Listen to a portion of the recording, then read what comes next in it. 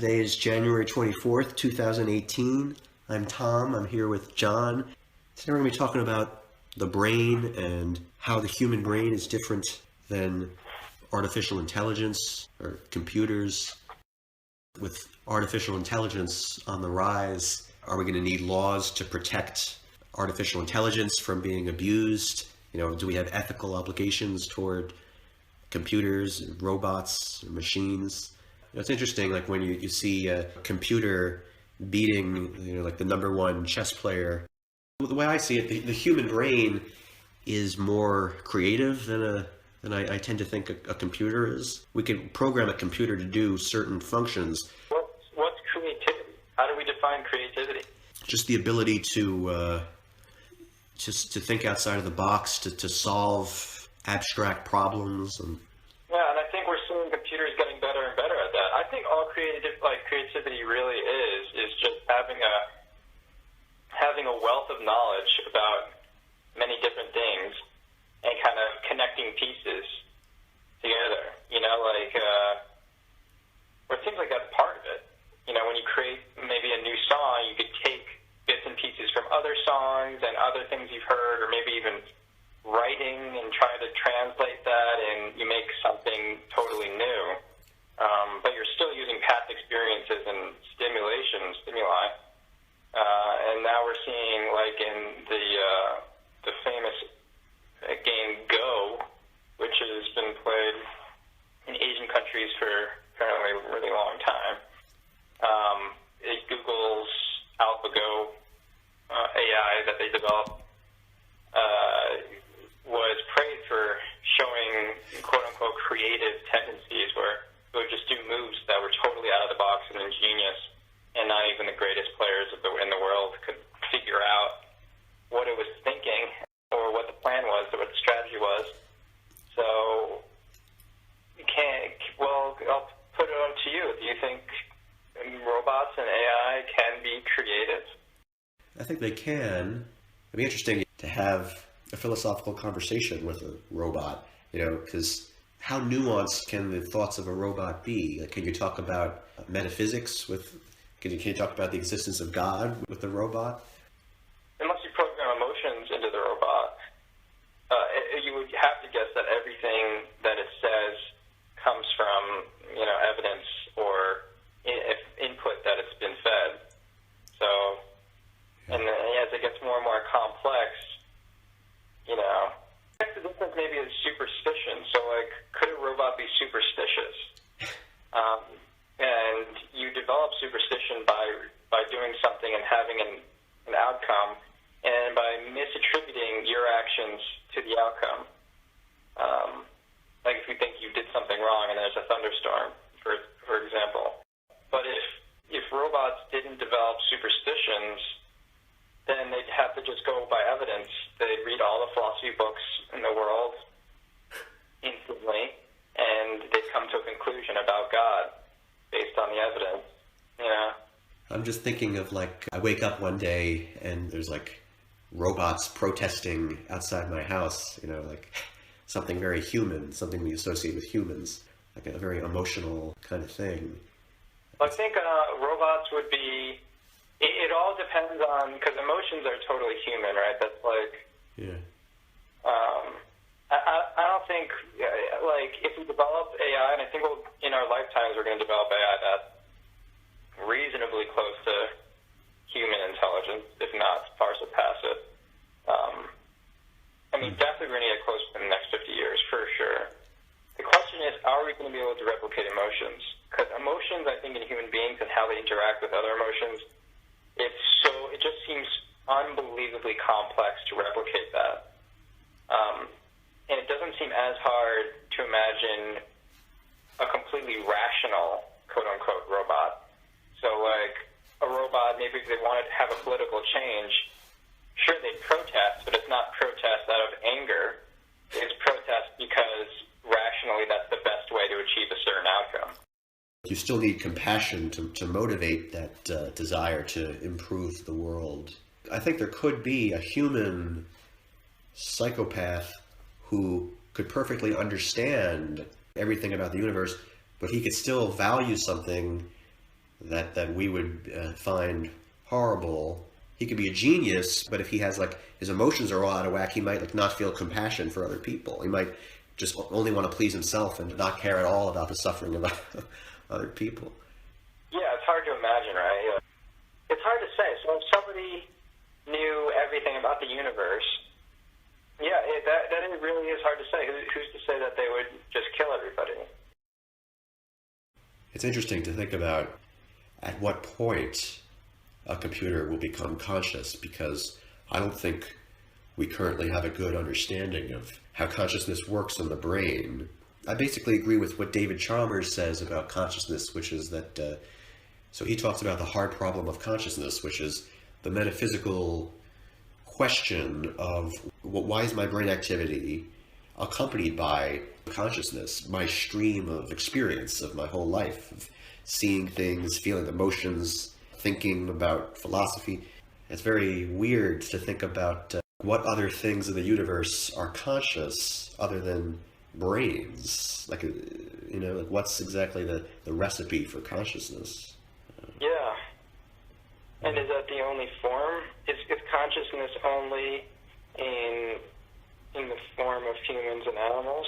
Or can there be other types of consciousness?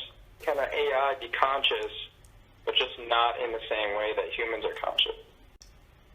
Like, if we mimic the human brain, we necessarily create consciousness. Yeah. If we accurately simulate everything that's happening in the human brain. Yeah. But consciousness our understanding of it is totally tied to our biology. But is it possible for like a robot to have like a certain type of stream of consciousness that we can't even relate to, but still exists? Yeah, it's very strange. I view consciousness as a phenomenon. It's not just a process of light entering my eyes and me physically reacting. That's happening too, but there's also the sensation of me seeing a red rose or me smelling peanut butter. That feeling, that the experience itself strikes me as very bizarre that that's even possible, that experiences are even possible. So humans and animals were organisms that evolved to survive in the world. So it totally makes sense to me why we have brains, but the consciousness part just totally baffles me. I don't really know how to make sense of how similar would a robot need to be to a human to have its own experiences. Yeah. I feel like I'm limited as a human. I feel like my brain power is not sophisticated enough to be able to, because it's like a physics thing. It's a phenomenon in the universe that consciousness arises from certain materials, from brains. I mean, I think we just have a difference of opinion on that whole thing. Like, I think of consciousness more of as, like in our brain we have a bunch of different programs running in parallel. Programs stitching together all the different things your eyes are seeing to create an image, language processing, all that stuff that goes in the background that we have no idea what's going on. We're not consciously aware of it. And then we have another program, which is our consciousness, which kind of surveys the basics of what's happening in the brain at any given time and writes down into memory different things, like you're feeling this now, and there's this chemical going through your brain now because of this thing happened, and you're just creating this stream of memory. And in the scientists have discovered that you can actually see physically where memory is in the brain. So it's like literally data stored. And then consciousness is just being able to, it's just that program that's recognizing the different programs that are running. I think everything you just described addresses what all the particles are doing, but the part that I'm baffled by is when I imagine a bunch of particles in my brain moving around in a certain way that happens when I look at a red rose.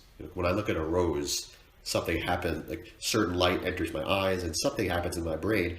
That's just particles moving around. So Why are all those particles moving around? Why is that accompanied by my visual sensation of the red rose, and I can see the three-dimensional ridges, I can see the shape of that whole, the sights, the conscious sights. I don't understand how the conscious sight happens in my brain. I think you're missing the whole emergence. It's called emergence, where the complexity and behaviors of something becomes something other, like a bunch of ants working together. Like the colony is much smarter than ants on an individual level. Like a tree on the cellular level is just a bunch of particles moving around, but it's able to organize itself into something more.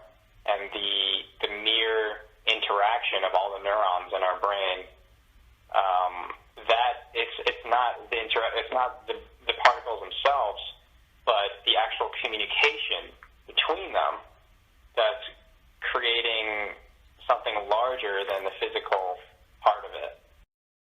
A tornado is a bunch of particles moving in a certain fashion, like in a certain way, but a tornado has no experiences, but a brain does have experiences.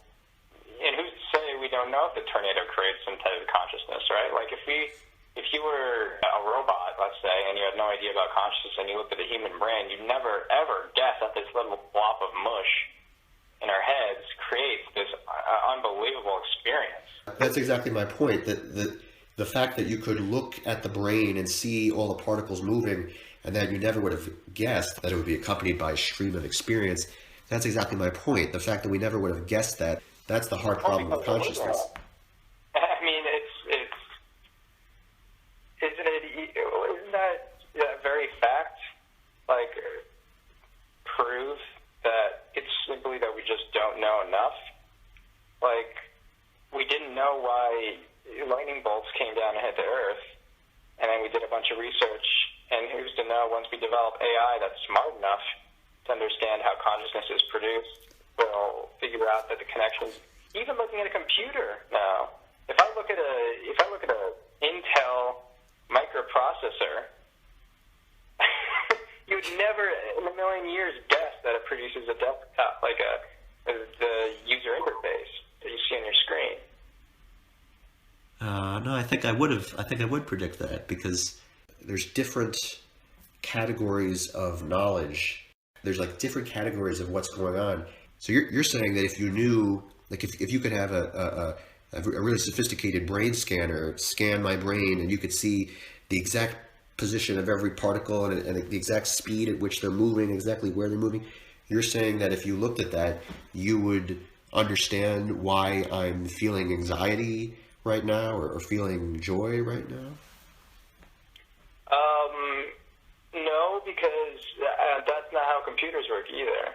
If you look at a computer chip and study it with infinite detail, you wouldn't understand what's happening on the screen, because what's happening on the screen is the process, it's the event, things moving around. If you knew all the positions of all the particles in the computer, you'd know everything about the computer, so you'd see all the processes happening in the computer. But I'm saying it's over time. It's the difference. It's the movement that's the real. It's like that's where the information is. If we just took a picture of the brain at any specific moment, I don't think we would know very much about what you're thinking. But if we look at the interaction of the neurons over a span of 10 seconds, you have actually a pretty good. Even now, we have a pretty big picture of if you're feeling pleasure or pain, or if you're feeling no emotions at all. Yeah, but we still don't know why the consciousness exists in the first place. We can correlate it, but we don't know why consciousness is caused. We don't know why the brain causes consciousness. You think that there's no way that we can ever understand that? Or I think that it's just a matter of time until we understand how that causal relationship works. No, I think we could understand it someday. There's a metaphysical weirdness about consciousness that sets it apart from all the other physical processes in the world, like a computer or a tornado or a house or a tree. There's something weird about consciousness the cube that we study in geometry. A cube is just empty space in the three-dimensional shape that we call a cube. A cube is just empty space. A cube doesn't even have particles. But our universe has particles. Our universe has space and also has particles. And I'm saying that just understanding all these particles in this space, I never would have guessed that there'd be such a thing as consciousness. Even if I looked at the brain in my head right now and saw every particle moving around, I could see all the processes in my brain, I'd still be confused as to why am I having experience along with all this particle motion. Yeah, I'm still struggling to really grasp this, what you think makes it special beyond. So you're saying, well, let's just do this. Let's just say we know exactly how it works. Just like when we look at a different language, like say that 300 years ago somebody traveled to an ancient part of the Amazon jungle and discovered a group of people that spoke a totally different language, and they had no idea what the hell was going on. But over time, you see patterns in how they're thinking, or patterns in what they're saying, and you piece together bits and pieces. Just like with the brain, we're understanding, okay, this part seems to deal with these type of emotions, and we're trying to figure it out. And all of a sudden, you can communicate with people in the jungle, and you know exactly how the language works. Let's say we understand exactly how the brain works in its entirety, or in terms of what happens when certain conscious feelings or states are made. Now, if we know all of that, what's left to be ambiguous for you? You're explaining that someone is seeing red or feeling anxiety, but I'm asking, why do those experiences even exist in the first place? Oh, that's a totally different question than what I was thinking then. Why? So you're asking the evolutionary reason for that? No, I'm not asking about the evolutionary causes of why my cerebellum is here and my frontal lobe is here. It's really a physics question. It's like, I want to know what's happening in the universe when I see the color green. When I look at a green. But what does that mean, though? What else could you be looking for besides the exact thing that's happening in your brain, and you feel a certain way, and you have a conscious experience that can't be replicated on a paper or whatever? Exactly. That's the confusing part. What else is there to know? That's what makes it so confusing, because I think there's something that's still unexplained, which is the hard problem of consciousness, which is... How is that different from, I think you could say to a certain extent that computers already have a type of stream of consciousness. They show us something, show us a desktop screen, and you can click on stuff, but how it's actually working, and if there's an experience there, experience in quotes, because it's very different from ours, but it's making choices and it's dealing with things. We can never really understand how it's really understand what's going on at an experiential level. Say that there's some phenomenon in the universe that physicists are studying. They see all the particles in a certain region of space. This atom is here, this atom is here, and they're orbiting each other at this speed, etc. They see all that, but they still don't understand why gravity is coming out of that, or something like that. They can see all this stuff, but they're still confused about why is it having this effect. I don't know enough about gravity to really use gravity as an example, but astronomers are looking through telescopes, and they get all this data. They see all these particles in a certain spot in the universe, and they know they know the exact inventory, the exact this particle's here, this particle's here.